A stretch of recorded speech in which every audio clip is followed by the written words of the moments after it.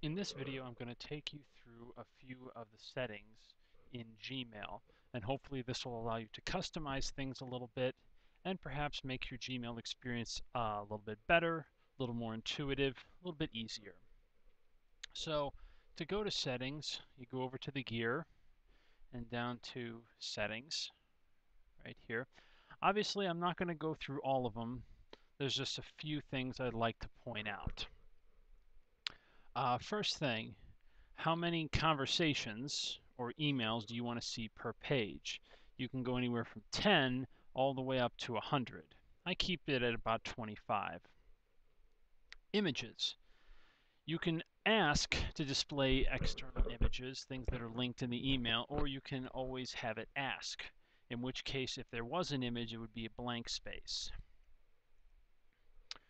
For those who need their text a little bit bigger, you can choose large or huge, and this is how Gmail will default.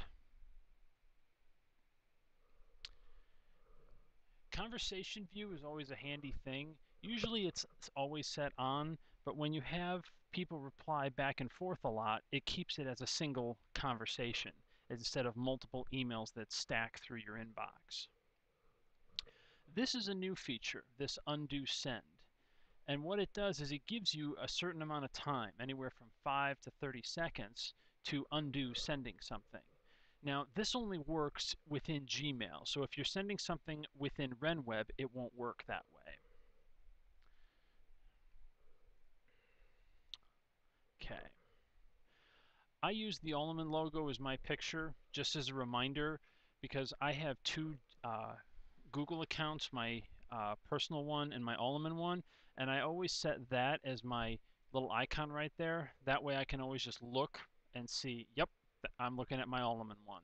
It's a quick, handy thing. Signature.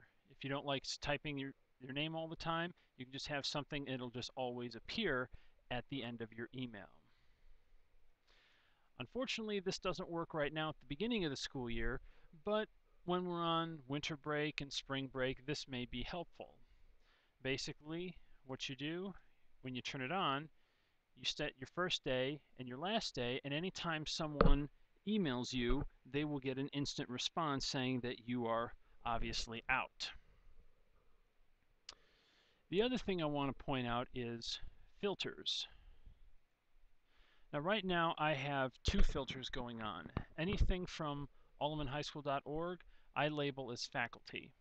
And anything that's sent from me I label as parents, because what I do is on any parent email I just carbon copy it to myself. And so anytime I see an email coming at me from me, I just always assume that it deals with parents.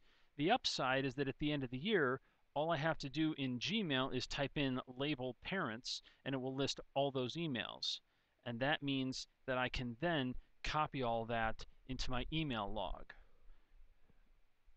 So let's say I want to create a new filter. Let's say I want to make note of when things come to me from David. So I'll put that from. Okay. Now you can also designate when you get emails to someone with a certain subject or has the words or doesn't have the words. And you can do all sorts of different qualifications for your filter. And then the second page tells me what I'm going to do with it. Has been saved. Yes, I want to save it. Yep. Okay. So what it has is it has here all the things from David Hoban. And so I'm going to always mark that as important. And I'm going to apply a label to that. Faculty administration. And so by creating that filter, now I have three filters here. Okay. So hopefully that gives you something to play with. Again, you can create as many labels as you want.